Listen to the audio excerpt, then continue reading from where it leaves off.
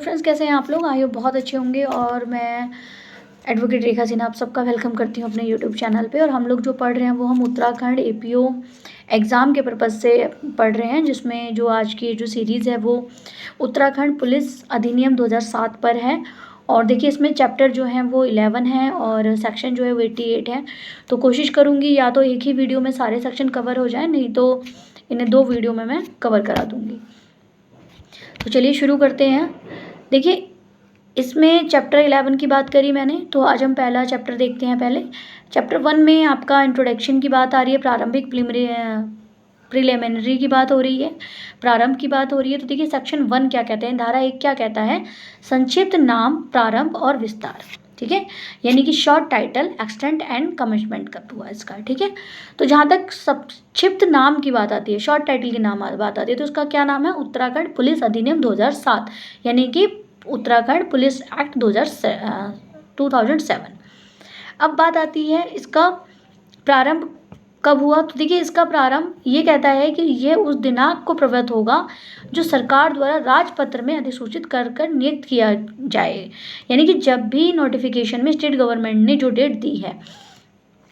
तो बात आती है कि भाई ये एक्ट कब फोर्स में आया, तो ये आया 19 मार्च 2008 में। ठीक है, अब बात आती है जी इस एक्ट का नंबर क्या है, तो इस एक्ट का नंबर है 1, ठीक है, 2008। तो देखिए, ये छोटी छोटी चीज़ें हैं जो जनरली पूछी जाती हैं, तो प्लीज़ इनको याद रखें। अब बात आती है इसका विस्तार कहाँ तक है, इसका एक्सटेंट कहाँ तक है। तो देखिए, राजस्व पुलिस क्षेत्र को छोड़ के जो रेवेन्यू पुलिस एरिया है उनको छोड़कर उत्तराखंड, पूरे उत्तराखंड राज्य में और राज्य के बाहर तैनात राज्य पुलिस बल पर भी लागू होगा, यानी स्टेट से बाहर जो राज्य पुलिस बल जो तैनात रहती है उस पर भी ये एक्ट अप्लाई होगा। ठीक है, अब बात आती है सेक्शन 2 क्या कहता है। देखिए, सेक्शन 2 बात करता है परिभाषा की, यानी डेफिनेशन की। तो पहली डेफिनेशन है 2A में अधिनियम, यानी कि एक्ट। तो एक्ट्स का मीन्स किससे है कि ये एक्ट क्या है, उत्तराखंड पुलिस अधिनियम 2007 है, यानी पुलिस उत्तराखंड पुलिस एक्ट 2007 है। ठीक है, 2B डेफिनेशन देता है पशु की, यानी कैटल की। तो कैटल में कौन कौन है, गाय, भैंस, हाथी, ऊंट, घोड़े, गधे, खच्चर, भेड़, बकरी और सुअर से बात कर रहा है। ठीक है, 2C बात करता है मुख्य सचिव, यानी चीफ सेक्रेटरी की। तो चीफ सेक्रेटरी कौन होगा, राज्य सरकार का मुख्य सचिव अभिप्रेरित है, यानी जो स्टेट गवर्नमेंट का जो चीफ सेक्रेटरी है उसी को चीफ सेक्रेटरी डिफाइन किया गया है। ठीक है, 2D क्या कहता है, जिला से। अब जिले से यानी डिस्ट्रिक्ट से क्या मतलब है, उत्तर प्रदेश भू राजस्व अधिनियम, यानी यूपी लैंड रेवेन्यू एक्ट 1901, ठीक है, के अधीन जिले के रूप में, यानी उस टाइम पे जो जिले उसके अंडर थे या हैं।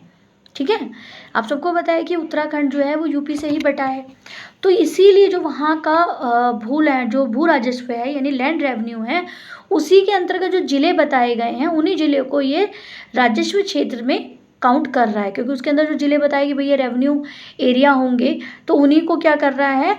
जब पुलिस एक्ट उत्तराखंड की बात आती है तो यहाँ भी जिले वही माने गए जो उत्तर प्रदेश के भू राजस्व अधिनियम के अंदर जो जिले हैं, ठीक है, उन्हें ही अधिसूचित राजस्व क्षेत्र अभिप्रेरित है, यानी कि उन्हें ही रेवेन्यू क्षेत्र की तरह जो बताया गया है जिनको। ठीक है, तो जिला क्लियर हो गया। अब आता है 2E जिला मजिस्ट्रेट, यानी कि DM। तो DM क्या होगा, एक ऐसा मुख्य अधिकारी, एक ऐसा चीफ ऑफिसर जिसे जिले का सिविल प्रशासन सौंपा गया है। क्या सौंपा गया है, जैसे डिस्ट्रिक्ट एरिया का एडमिनिस्ट्रेशन, सिविल एडमिनिस्ट्रेशन सौंपा गया है। ठीक है, और दंड प्रक्रिया संहिता यानी CRPC 1973 के अंतर्गत धारा 20 के अधीन राज्य सरकार द्वारा इस रूप में नियुक्त किया गया, यानी कि अब सेक्शन 20 जो CRPC का है ना, तो उसके तहत इन्होंने बताया कि उसको अपॉइंट किया गया, किसके द्वारा, स्टेट गवर्नमेंट के द्वारा। तो वो कौन कहलाएगा, DM कहलाएगा। इसमें 2 बातें याद रखने की, पहला उसे सिविल प्रशासन सौंपा गया है जिले का, दूसरा CRPC के तहत जो सेक्शन 20 के अंतर्गत अपॉइंटमेंट जो स्टेट गवर्नमेंट कर रही है, ठीक है, तो वो भी इसी की बात कर रहे हैं DM की। ठीक है, तो वो जिला मजिस्ट्रेट होगा। अब आता है 2F कहता है मंडला आयुक्त, यानी कि डिविजनल कमीशन। तो डिविजनल कमीशन क्या है कि ऐसा अधिकारी यानी एक ऐसा ऑफिसर जिसे इस रूप में पदवीत किया गया है। ठीक है, यानी उसे जिसे ऐसे ऑफिसर को जिसे अपॉइंट पदवीर यानी कि उसे अपॉइंट किया गया है, जो उत्तर प्रदेश यानी यूपी का जो लैंड रेवेन्यू अधीन एक्ट है उसके तहत अधिसूचित राजस्व मंडल का प्रभारी है। तो वो क्या है, वहाँ का राजस्व मंडल का प्रभारी है। ठीक है, तो आई होप आपको ये क्लियर हो गया होगा। ये थोड़े थोड़े वर्ड ऐसे हैं जो आपको याद रखने हैं और ज़्यादा कुछ इसमें है नहीं। ठीक है, यानी कि मंडला आयुक्त वो होगा, ऐसे एक ऐसा ऑफिसर होगा जिसे यूपी लैंड रेवेन्यू एक्ट 1901 के तहत राजस्व मंडल का प्रभारी बनाया गया। तो वो क्या होगा, वो मंडला आयुक्त कहलाएगा। ठीक है, कुल मिला के ये कहना चाह रहा है ये। उसके बाद आती है 2G। तो देखिए 2G क्या कहता है, आपका घरेलू सेवक है ना, यानी डोमेस्टिक हेल्प। तो एक ऐसा व्यक्ति माना जाएगा जो पारिश्रमिक यानी जो मेहनताना पर या अन्यथा घरों के घरेलू कार्य करता है। ठीक है, पैसे पर है ना, या तो अलग कहीं कार्य कर रहा है या फिर घर के घरेलू कार्य करता है, वो क्या कहलाएगा, घरेलू सेवक कहलाएगा। ठीक है, 2G कहता है। 2H कहता है राज्य के विरुद्ध द्रोह। ठीक है, यानी कि इंसर्जेंसी से किसी समूह का या जनसंख्या के किसी भाग द्वारा ऐसा राजद्रोह अभिप्रेरित है जिसमें किसी भारतीय क्षेत्र से किसी भाग का पृथक करना भी शामिल है। यानी कि राज्य के विरुद्ध द्रोह यानी कि इंसर्जेंसी क्या होगी, जब किसी समूह, ठीक है, या फिर जनसंख्या, या तो जब कोई पॉपुलेशन हो या फिर ऐसा कोई समूह हो जो किसी भाग द्वारा ऐसा राजद्रोह अभिप्रेरित करता है, यानी इनके द्वारा कोई भी इन्हीं के पार्ट का कोई भी भाग जो है वो क्या करता है, राजद्रोह माना जाएगा अगर वो क्या कर रहा है, भारतीय क्षेत्र से यानी भारत के एरिया से किसी भाग को पृथक करना भी सम्मिलित है। यानी कि अगर वो भारत से किसी पार्ट को अलग कर रहा है ना, तो वो भी क्या माना जाएगा, राजद्रोही माना जाएगा। ठीक है ना। अब 2I क्या कहता है, आंतरिक सुरक्षा यानी इंटरनल सिक्योरिटी। तो इंटरनल सिक्योरिटी का मतलब क्या है, राज्य के अंदर विध्वंसकारी और राष्ट्र विरोधी ताकतों से राज्य की एकता और अखंडता का परिरक्षण अभिप्रेरित है। यानी अब इन्होंने क्या कहा कि आंतरिक सुरक्षा का मतलब ये होता है कि जो स्टेट के अंदर विध्वंसकारी यानी कि जो ऐसी चीज़ें हैं जो नुकसान दे सकते हैं, या फिर राष्ट्र विरोधी जो राष्ट्र के विरोध में जो ताकतें हैं, ठीक है, उनकी एकता और अखंडता यानी कि जो उनके अंदर जो यूनिटी चल रही है उसका परीक्षण करना, यानी कि उन पे नज़र रखना। ठीक है, वो क्या हो गया, वो इंटरनल सिक्योरिटी हो गई। ठीक है, अब बात आती है 2J की। तो 2J क्या कहता है, युद्धमान गतिविधियाँ। युद्धमान गतिविधियाँ यानी मिलिटेंट एक्टिविटीज़ क्या हुई, राजनीतिक उद्देश्य प्राप्त करने के लिए विस्फोटक, ज्वलनशील पदार्थ या अग्निशस्त्र तत्व या घातक अस्त्रों का, खतरनाक पदार्थों का उपयोग द्वारा किसी समूह के हिंसक गतिविधि। यानी युद्धमान गतिविधियाँ क्या हो गई, ऐसी गतिविधियाँ जो किसी राजनीतिक यानी कोई पॉलिटिकल एम्स को पर्पस के लिए क्या कर रहा है, विस्फोटक कर रहा है, या कोई ऐसी चीज़ जो जलने वाली है जिससे नुकसान हो सकता है ना, या कोई हथियार या कोई बहुत ज़्यादा खतरनाक कोई ऐसा पदार्थ जिसका उपयोग करके क्या करना है, किसी समूह की हिंसक गतिविधि यानी कोई उपयोग द्वारा किसी समूह की कुछ पर्टिकुलर, आपको पता है गैंग टाइप जो चीज़ें होती है ना, तो कोई समूह के द्वारा किया गया कोई कार्य क्या कहलाएगा, युद्धमान गतिविधियाँ कहलाएगा, अगर वो सब चीज़ों का उपयोग करते हैं या इन चीज़ों का वो उपयोग करने के लिए अपने पास एकत्रित करते हैं। तो ठीक है, अब बात आती है 2K की। 2K क्या कहता है, नैतिक अधमता यानी मोरल ट्रूप्लेटेड। तो ऐसे किसी अपराध में शामिल होना माना जाएगा जो अन्य बातों के साथ साथ छल कपट, जालसाजी या स्वापक यानी ड्रग्स, ठीक है, नशा, किसी महिला की शालीनता का मतलब समझते हो, उसका जो उसके जो क्या बोलते हैं इसको, उसका शालीनता का मतलब होता है कि उसकी मॉडेस्टी जो है ना, यानी कि उसका जो एक सम्मान जो होता है। ठीक है, आपको पता होगा अगर कोई लेडी है, अगर उसके साथ मान लीजिए रेप हो जाता है या उसके साथ कुछ मिसबिहेव किया जाता है और वो कहीं ना कहीं उसके कैरेक्टर, जैसे एक तरह से किसी कैरेक्टर पे कुछ आप कीचड़ उछाल देते हैं किसी लेडी कैरेक्टर पे, तो क्या वो मॉडेस्टी, तो आप कहीं ना कहीं उसको बदनाम कर रहे हैं।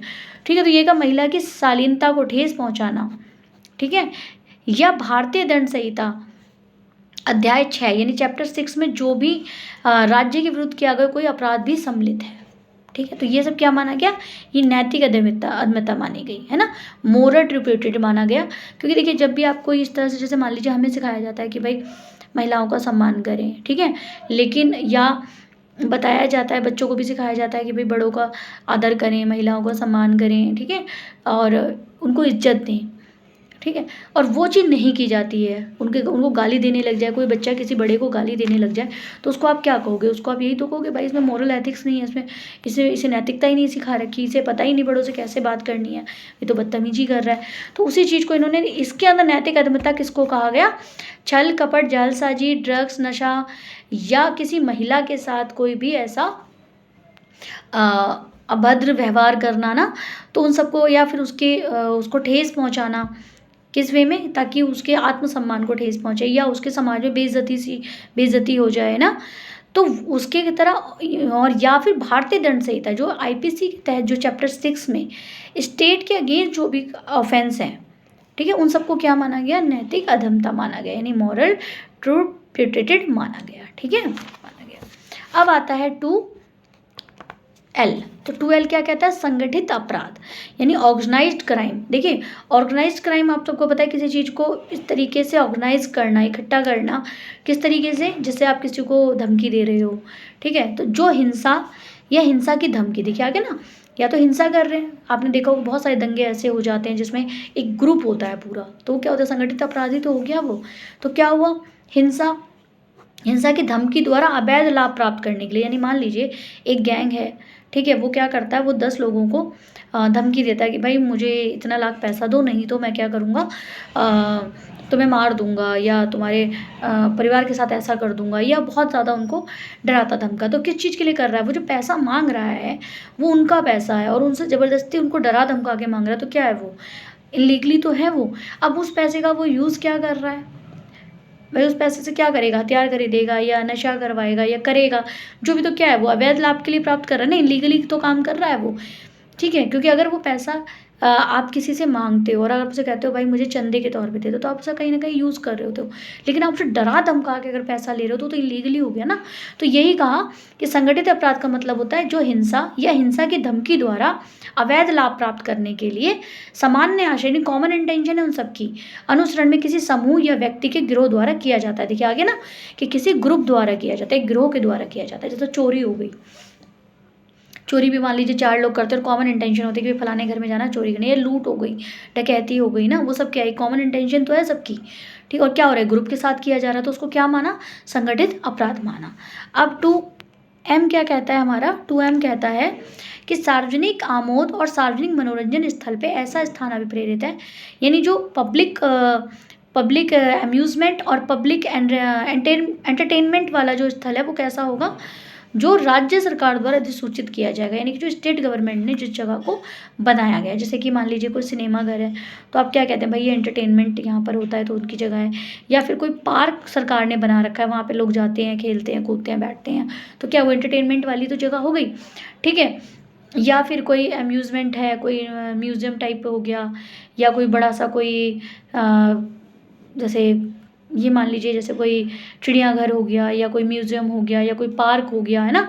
तो वो सब क्या है? वो सब गवर्नमेंट तय करती है। आप खुद अपनी मर्ज़ी से कहीं चिड़ियाघर नहीं बना लेंगे, कहीं पार्क नहीं बना देंगे, वो सब आपको स्टेट गवर्नमेंट ही बताएगी ना, राज्य ही बताती है। तो वही जो जिन जगहों को बताएगी वही क्या कहलाएंगे?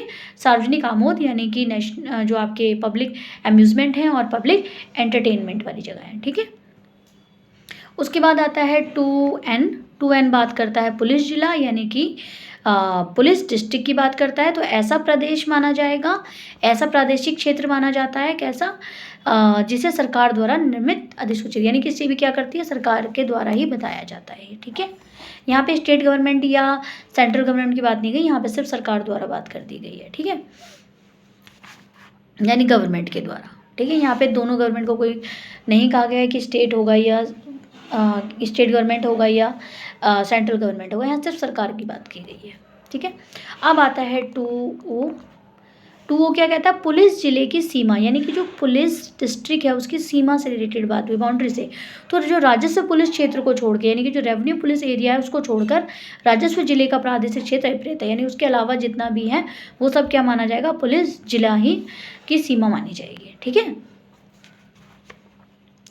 पुलिस एरिया मान जाएगा। अब आता है 2P। तो 2P क्या कहता है? पुलिस अधिकारी, यानी पुलिस ऑफिसर की बात की गई है। से भारतीय पुलिस सेवा, पुलिस अधिकारी से, पुलिस ऑफिसर से क्या मतलब है? भारतीय पुलिस सेवा, उत्तराखंड पुलिस सेवा या फिर उत्तराखंड अधीनस्थ पुलिस सेवा के अधिकारी विपरीत, यानी कि उसमें क्या क्या आ गए, इसमें इंडियन पुलिस सर्विस भी आ गई, ठीक है। उसके बाद जो आईपीसी आप आईपीएस बोलते हैं जिसको, भारतीय पुलिस सेवा भी हो गई, उत्तराखंड पुलिस सेवा भी हो गई, और उत्तराखंड अधीनस्थ यानी कि उत्तराखंड से के अंडर जो पुलिस सेवा के जो अधिकारी हैं वो सारे यही माने जाएंगे, क्या माने जाएंगे, पुलिस ऑफिसर माने जाएंगे। इसमें अधिनियम अधीन गठित किसी अन्य सेवा पुलिस अधिकारी भी सम्मिलित हैं। अब इसके अलावा अगर कोई अन्य सेवा पुलिस अधिकारी है तो वो भी क्या होगा, वो भी पुलिस ऑफिसर ही काउंट होगा, ठीक है। 2Q क्या कहता है, 2Q कहता है पुलिस कार्मिक, यानी जो पुलिस पर्सोनेल है, ठीक है। तो ऐसे पुलिस अधिकारी, पुलिस कार्मिक से ऐसे पुलिस अधिकारी एवं समस्त अन्य व्यक्ति, यानी कि पुलिस ऑफिसर तो है ही, एवं उसके अलावा ऐसे व्यक्ति भी आएंगे जिनके लिए राज्य सरकार अथवा पुलिस महानिदेशक या पुलिस महानिदेशक का कोई अधीनस्थ अधिकारी नियुक्त प्राधिकारी है। कौन कौन आ गया, राज्य सरकार या फिर पुलिस महानिदेशक या फिर पुलिस महानिदेशक का कोई अधीनस्थ अधिकारी, उसके अंडर कोई भी अधिकारी जो नियुक्त है, ठीक है, वो काउंट होगा। अब आता है 2R। 2R क्या कहता है, विहित अधिनियम विहित अभिप्रेरित है, यानी प्रिस्क्राइब जो एक्ट में बता रखा है वही है, ठीक है।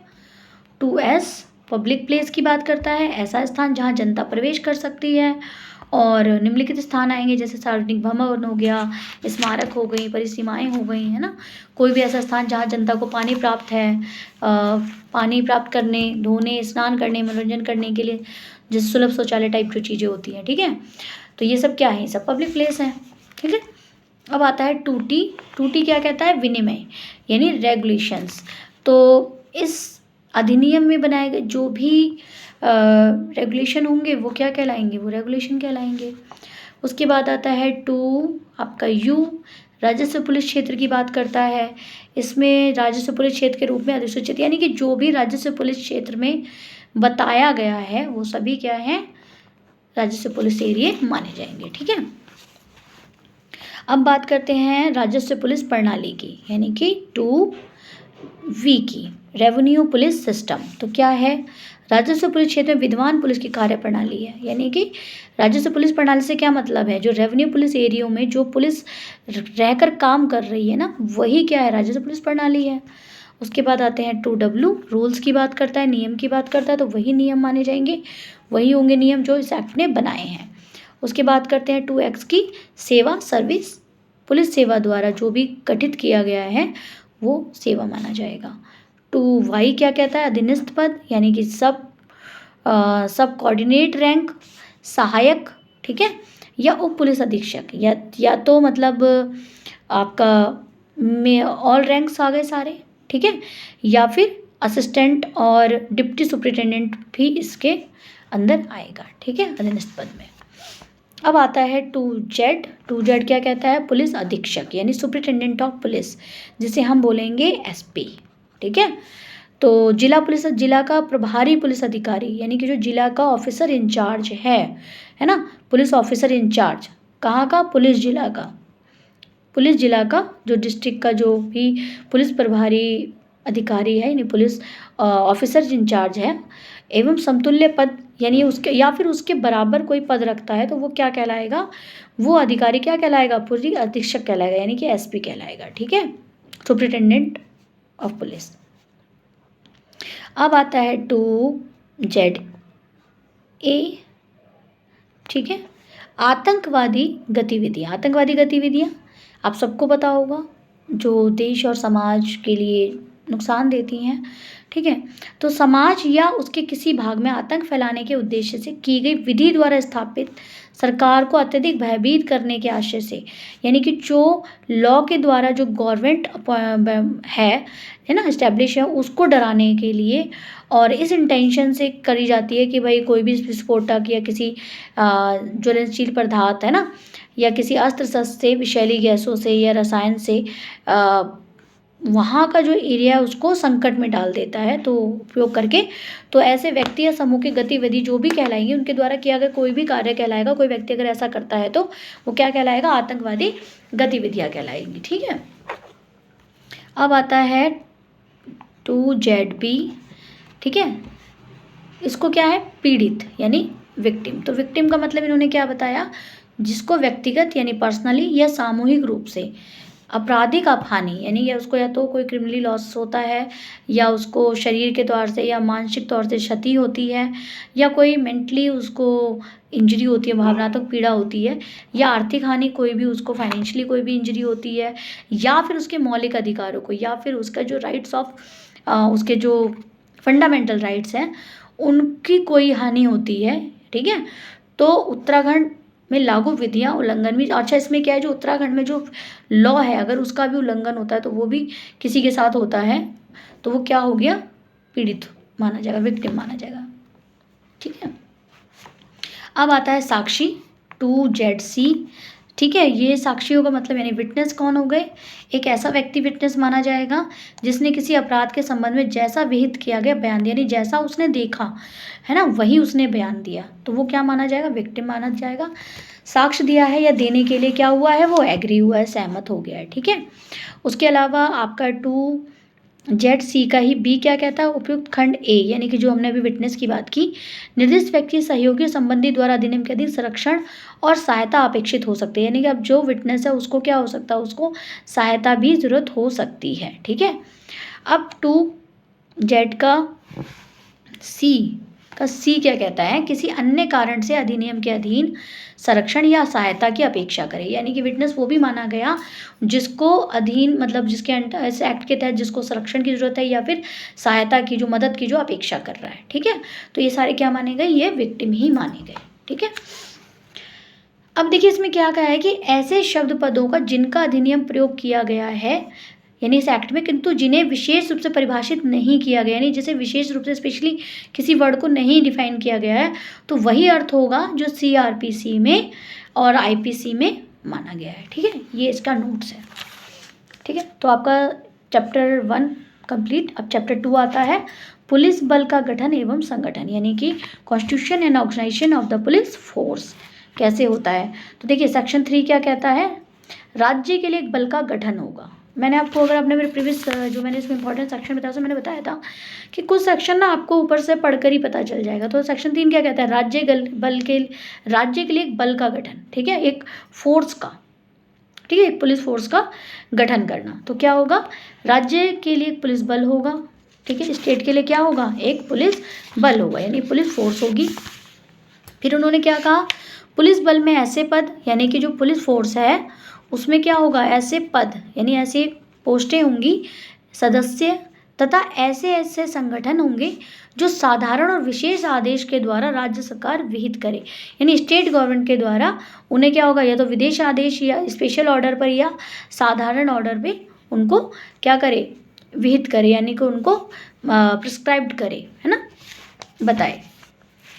उसके बाद है सेक्शन, देखिए सिंपल सी बात है भाई, एक स्टेट है उसके अंदर क्या हुआ, पहले एक पुलिस बल को गठन किया गया, फिर क्या किया गया, फिर उनके पद को किया गया, जो उनकी पोस्टें हैं, जो मेंबर हैं, जो संगठन होंगे वो सब कौन करेगा, किसके ऑर्डर पे होंगे, स्टेट गवर्नमेंट के द्वारा प्रिस्क्राइब किए होंगे। स्टेट गवर्नमेंट ही तो बताएगी किसको क्या करना है।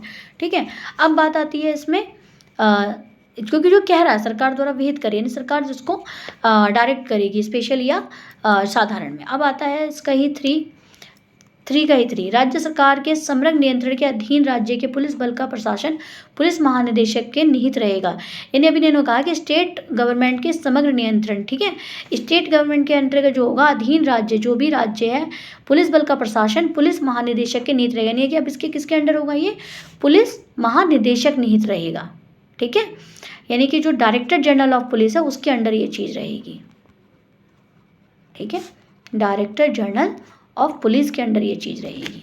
ठीक है, स्टेट सरकार के समग्र नियंत्रण यानी कंट्रोल तो देखिए स्टेट गवर्नमेंट का है ही। ठीक है, और उसके बाद क्या अधीन राज्य जो भी स्टेट है, जिस स्टेट में ये चीज़ हो रही है उसमें क्या होगा, जो भी ये जिसके अंडर रहेगा वो किसके रहेगा, पुलिस महानिदेशक के निहित रहेगा। तो किसको पुलिस महानिदेशक को इंग्लिश में क्या बोलते हैं, डायरेक्टर जनरल ऑफ पुलिस। ठीक है, अब आता है सेक्शन 4 करता है बात पुलिस रेंज की। तो पुलिस रेंज में क्या है, राज्य सरकार अधिसूचना द्वारा यानी स्टेट गवर्नमेंट नोटिफिकेशन के द्वारा राज्य को एक या स्टेट को क्या करेगी, एक या एक से अधिक पुलिस रेंज में विभाजित कर सकेगी, यानी स्टेट गवर्नमेंट क्या करेगी, नोटिफिकेशन के द्वारा पुलिस रेंज को क्या करेगी, डिवाइड कर देगी। ठीक है, इसमें ज़्यादा कुछ नहीं है। 4 का सबसेक्शन 2 क्या कहता है, पुलिस रेंज में पुलिस बल का प्रशासन एक अधिकारी के निहित होगा, यानी कि जो पुलिस रेंज है उसमें जो पुलिस फोर्स का जो एडमिनिस्ट्रेशन होगा, प्रशासन होगा, उस पर एक अधिकारी का होगा। ठीक है, एक ऑफिसर उसके ऊपर निहित होगा, जिसका पद पुलिस उप महानिरीक्षक के स्तर से निम्न नहीं होगा, यानी कि उसका जो ओहदा है वो क्या होगा, वो उप महानिरीक्षक। ठीक है, यानी कि जो आपका ये आपका होगा आपका deputy inspector general of police के पद से नीचे नहीं होगा। ठीक है, क्लियर। पुलिस उप महानिरीक्षक यानी कि deputy inspector general of police के स्तर से निम्न नहीं होगा, उससे नीचे या अलग नहीं होगा। ठीक है, अब आती है सेक्शन 5। सेक्शन 5 कहता है पुलिस जिला यानी पुलिस डिस्ट्रिक्ट की बात करता है। तो जिला डिस्ट्रिक्ट को स्थानीय अधिकारिता में यानी जो डीएम की स्थानीय अधिकारिता में पुलिस जिला का प्रशासन जिला मजिस्ट्रेट के समन्वय तथा सामान्य निर्देश में पुलिस अधीक्षक के निहित होगा, यानी कि किसके होगा, जो आपका पुलिस अंडर जनरल कोऑर्डिनेटर और डायरेक्शन होगी वो डीएम की होगी। ठीक है, ये कहना चाह रहा है कि जिला मजिस्ट्रेट की स्थानीय अधिकारिता में यानी कि जो डीएम है वो अपनी जो लोकल एरिया, जो उसकी जो लोकल एरिया पे जो उसका राइट है, ठीक है, उसमें पुलिस जिला का प्रशासन जिला मजिस्ट्रेट के समन्वय या सामान्य निर्देशन पुलिस अधीक्षक के निहित होगा। ठीक है, अब बात आती है सेक्शन 6 क्या कहता है। सेक्शन 6 कहता है जिला स्तरीय विशेष प्रकोष्ठ यानी कि डिस्ट्रिक्ट लेवल स्पेशल सेल क्या होगा, तो ये कहता है किसी विशेष श्रेणी यानी किसी स्पेशल जो क्लास होगी अपराध पर कार्यवाही करने, ठीक है, या अपराध से पीड़ित व्यक्ति सहित समुदाय को आमतौर पर बेहतर सेवा प्रदान करने के प्रयोजन से राज्य सरकार किसी पुलिस जिले में एक या एक से अधिक विशेष प्रकोष्ठ संचित कर सकती है, यानी कि क्या कर सकती है, स्पेशल सेल बना सकती है वो।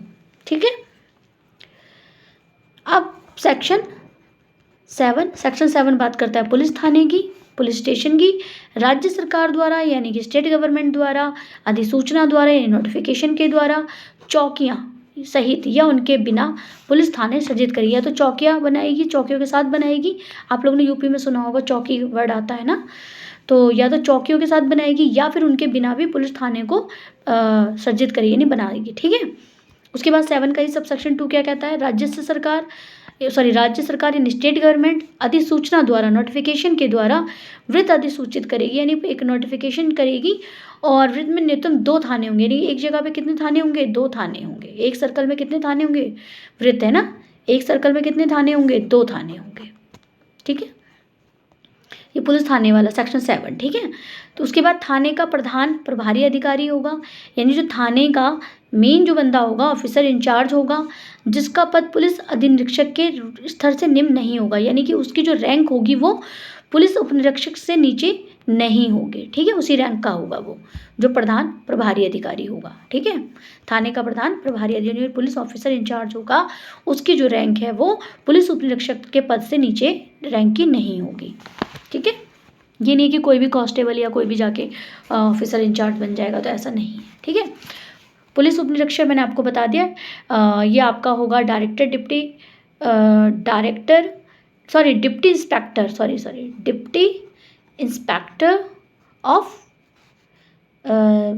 Inspector general of police. ठीक है, उपनिरीक्षक को जो बोला जाएगा, हिंदी में पुलिस उपनिरीक्षक बोलेंगे। ठीक है, अब आता है सेक्शन 8। सेक्शन 8 बात करता है राजस्व पुलिस क्षेत्र की यानी रेवेन्यू पुलिस एरिया की। तो राजस्व पुलिस प्रणाली के अधीन, ठीक है, रेवेन्यू पुलिस जो आपका जो सिस्टम है उसके अधीन, उसके अंडर किसी जिले का ऐसा क्षेत्र होगा यानी किसी भी डिस्ट्रिक्ट का एक ऐसा एरिया होगा जिसे समय समय पे सरकार द्वारा अवधारित करिए, टाइम पे सरकार यानी सिर्फ गवर्नमेंट अवधारित करती है, यानी उसको डिसाइड करती है या बताती है अवधारित या उसको डिफाइन करती है, दैट्स इट। ठीक है, सेक्शन 9 रेलवे पुलिस। आप सबको पता है कि रेलवे पुलिस भी होती है। तो रेलवे पुलिस अधिनियम में किसी बात के होते हुए राज्य सरकार स्टेट गवर्नमेंट राजपत्र में यानी गैजेट में अधिसूचना के माध्यम से, नोटिफिकेशन के माध्यम से राज्य में ऐसे रेल क्षेत्रों को सम्मिलित करती है। यानी जो रेल वाले एरिया हैं, रेल लाइन जो होती है, जो उसके आसपास के जो एरिया होते हैं, वहाँ पे रेल, आपको पता है रेलवे पुलिस लगाई जाती है ना। वो भी इसलिए लगाई जाती है कि कोई क्राइम ना हो, कोई चोरी चकारी हो तो सीधे आप पुलिस थाने थोड़ी ना जाओगे, वहाँ पे भी तो आपको पुलिस की जरूरत पड़ेगी।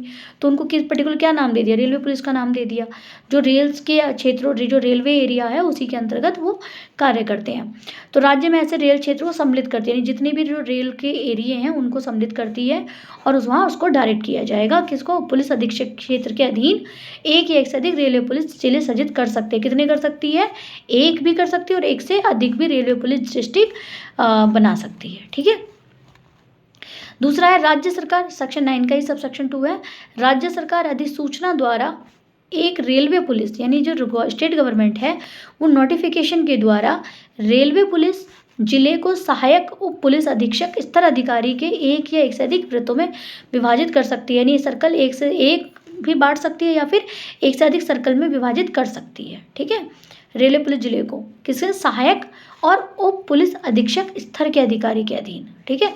यानी उसको किसके अंडर कर देगी? वो सहायक के अंडर कर देगी या फिर जो उप पुलिस अधीक्षक होगा उसके अंडर उसको डिवाइड कर सकती है। एक सर्कल को एक भी भाग बांट सकती है और कई भी कर सकती है उस सर्कल को। उसके अलावा रेलवे पुलिस का तीसरा क्या आता है? सेक्शन 9 का ही, राज्य सरकार अधिसूचना यानी नोटिफिकेशन के द्वारा किसी रेलवे पुलिस जिले में, यानी कि कोई भी रेलवे पुलिस जो डिस्ट्रिक्ट होगा, एक अधिकारी के अधीन जिसका पद पुलिस उप निरीक्षक के स्तर से निम्न नहीं होगा। देखिए यहाँ जिस रैंक की बात की जा रही है वो उप निरीक्षक से रैंक से नीचे नहीं होना चाहिए। ठीक है। जिस भी अधिकारी के अधीन कर रही है, जिसको भी वो इंचार्ज बना रही है ऑफिसर को, वो किसका होना चाहिए? किस रैंक का होना चाहिए? पुलिस उप निरीक्षक के रैंक का होना चाहिए, उससे नीचे का नहीं होना चाहिए। एक या एक से अधिक थाने सृजित कर सकते हैं। उसके अंडर क्या कर सकती है? एक थाना बना सकती है और एक से अधिक थाने भी बना सकती है। अब आता है सेक्शन 10। तो देखिए सेक्शन 10 क्या कहता है? राज्य अभिसूचना विभाग यानी कि स्टेट इंटेलिजेंसी डिपार्टमेंट। तो क्या है? राज्य सरकार, स्टेट गवर्नमेंट, साधारण यानी जर्नल, विशेष आदेश द्वारा या फिर स्पेशल ऑर्डर द्वारा अभिसूचना संग्रह, संकालन, विश्लेषण, प्रसार के लिए राज्य अभिसूचना विभाग सृजित कर सकती है। यानी कि वो किसी संग्रह के लिए या फिर समाकलन या किसी विशेषण के और प्रसार के लिए, उसको मतलब फैलाने के लिए राज्य अधिसूचना विभाग भी बना सकती है। ठीक है।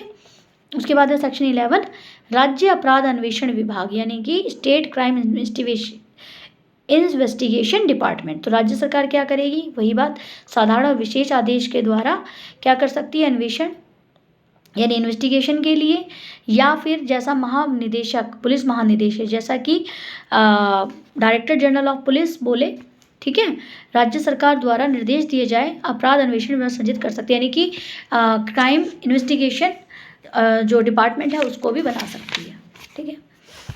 सेक्शन 12, विशिष्ट पुलिस इकाइयाँ यानी कि जो स्पेशलाइज्ड पुलिस यूनिट है ना, इस अधिनियम के तस्में प्रवर्तक किसी, यानी कि या तो इस एक्ट के तहत या फिर किसी भी फोर्सफुल जो लॉ है, जो फोर्सबल है, ठीक है, किसी अन्य विधि या फिर किसी अन्य लॉ के तहत ये बात होते हुए क्या कर सकती है? स्पेशल पुलिस यूनिट बना सकती है। पहली बात क्या होनी चाहिए कि राज्य सरकार साधारण या विशेष आदेश द्वारा या तो जनरल या फिर स्पेशल ऑर्डर के द्वारा विशिष्ट पुलिस बल का निर्माण करेगी, यानी कि स्पेशल पुलिस फोर्स का निर्माण करेगी, संख्या देखेगी और कृत्य उत्तरदायित्व निर्धारित करें, उनके जो कार्य हैं, उनके जो रिस्पॉन्सिबिलिटी है उनको बनाएगी। ठीक है। उसके बाद है सेक्शन 12 का ही 2। दूसरी चीज़ क्या होगी? जब वो स्पेशल पुलिस यूनिट करती है तो विशिष्ट पुलिस बल यानी स्पेशल पुलिस फोर्स जो है ऐसे प्रशासनिक ढांचा और पदानुक्रम होगा, यानी इस तरीके से उसके जो उसका जो सिस्टम होगा, जो बनाया गया होगा वो इस तरीके का होगा, एडमिनिस्ट्रेशन टाइप का, और दूसरा पद अनुक्रम यानी एक उन पे पोजीशन भी होगी ना, जैसा विहित किया यानी जैसा कि प्रिस्क्राइब किया जाए या बताया जाएगा। ठीक है। विशिष्ट पुलिस बल यानी विशेष पुलिस बल के कर्तव्य यानी उनकी जो ड्यूटी हैं, उनकी जो उत्तरदायित्व यानी जो रिस्पॉन्सिबिलिटी हैं, शक्तियाँ यानी जो उनके पावर हैं, और विशेष अधिकारी जो स्पेशल राइट्स हैं, ऐसे होंगे जो राज्य सरकार द्वारा विहित किए जाएंगे, कि स्टेट गवर्नमेंट के द्वारा बनाए जाएँ। ठीक है। अब आता है सेक्शन 12 का 4। तो सेक्शन 12 का 4 कहता है राज्य सरकार यानी स्टेट गवर्नमेंट साधारण अथवा विशेष आदेश द्वारा या तो साधारण या फिर स्पेशल ऑर्डर के द्वारा विशेष पुलिस बल का भंग कर सकती है। यानी कि आप क्या कर सकती है? बना सकते हो। तो क्या कर रही है? उस इकाइयों को वो भंग भी कर रही है या फिर युक्ति संगत बना सकती है, या फिर जैसा ठीक लगे वैसा उसको बना सकती है। तो आपका सेक्शन 12 भी कंप्लीट हो गया। अब आता है सेक्शन 13। तो देखिए सेक्शन 13 क्या कहता है, जिला सशस्त्र रिजर्व एवं राज्य सशस्त्र पुलिस बटालियन यानी district armed reserve and state armed public battalions. तो ये क्या है, विधि के परिवर्तन यानी लॉ के तहत और व्यवस्था बनाए रखने के लिए, ठीक है, लॉ को परिवर्तन कराने के लिए, यानी कि लॉ को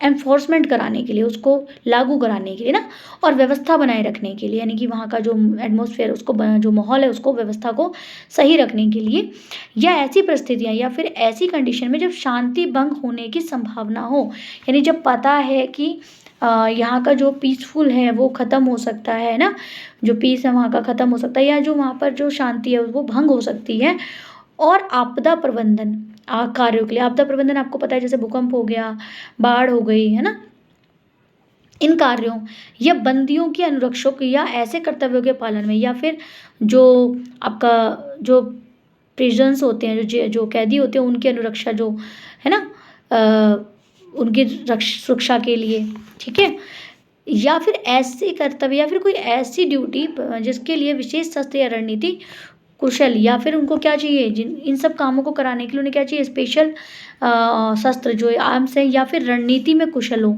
ठीक है, सशस्त्र पुलिस की उपस्थिति आवश्यक हो, और उनको लग रहा है कि भाई ऐसे आर्म्स विद जो है एक आर्म रिजर्व जो पुलिस है उसकी उपस्थिति होना आवश्यक है, जरूरी है, तो सिविल पुलिस की सहायता से, ठीक है, राज्य सरकार समुचित मानव शक्ति सहित किसी प्रत्येक पुलिस जिले के सशस्त्र पुलिस के रूप में और राज्य सरकार के समुचित संख्या सशस्त्र पुलिस बटालियन के रूप में सशस्त्र पुलिस इकाई या विशेष सशस्त्र पुलिस इकाइयाँ संजित करेगी। यानी अब देखिए इसको मोटे तौर से समझते हैं कि भाई जो सिविल पुलिस की सहायता लेकर वो क्या करेगी कि वो किसी भी पुलिस बल जिले को क्या कर देगी, उन्हीं जो आर्म पुलिस जो रिजर्व है उसी को क्या करेगी, इकाइयों में बांट देगी, ठीक है, या बटालियन के तरीके से उनको बांट देगी, कितनी संख्या होनी चाहिए वो सब वो बता देगी, ठीक है।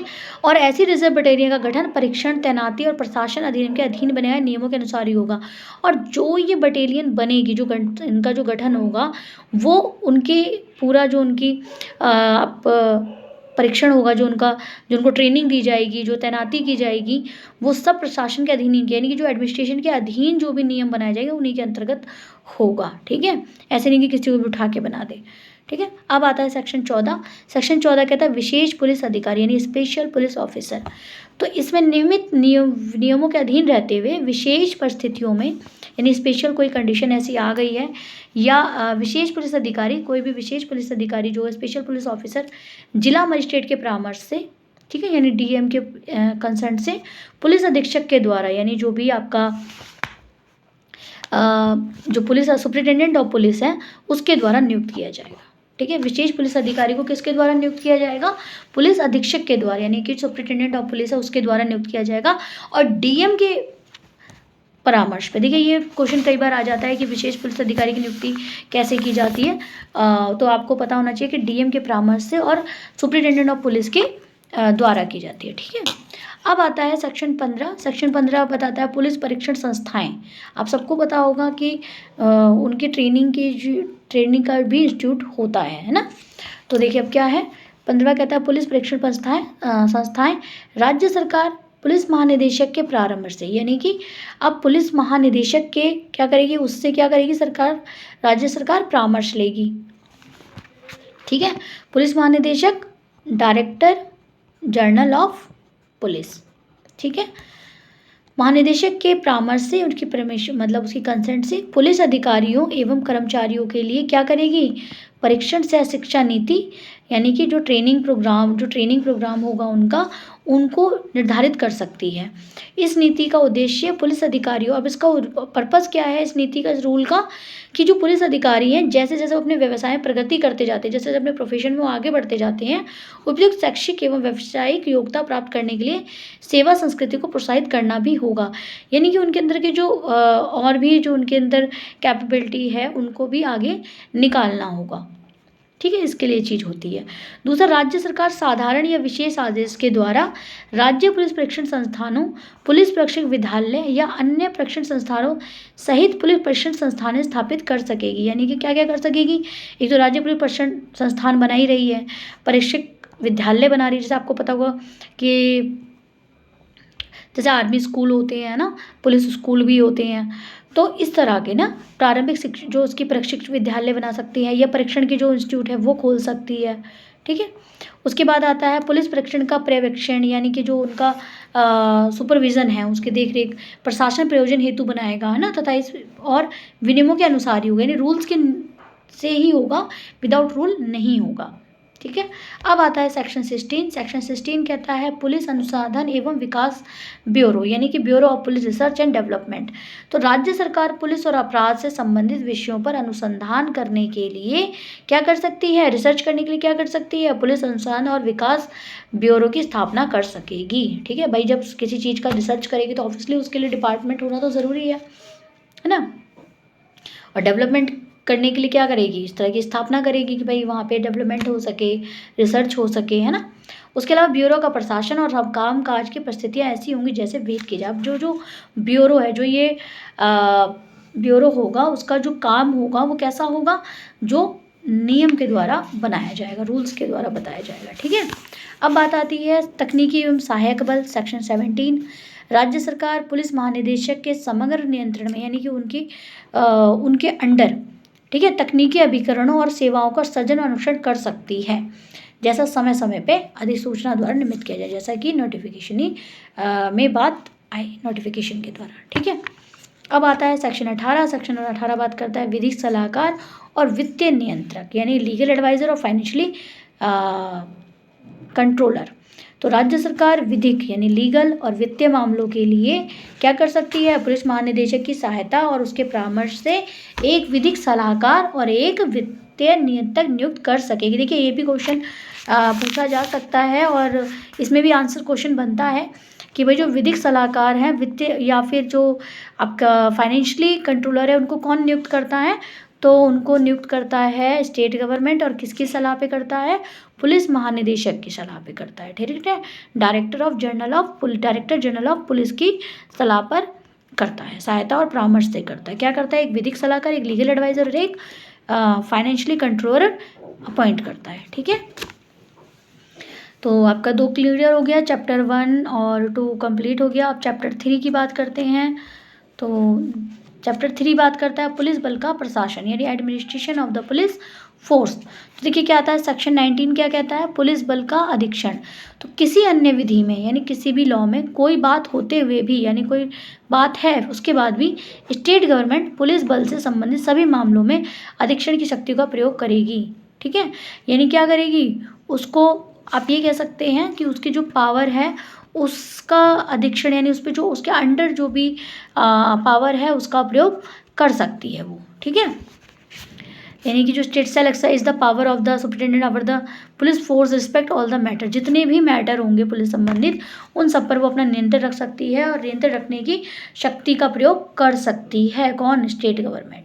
ठीक है, उसके बाद आता है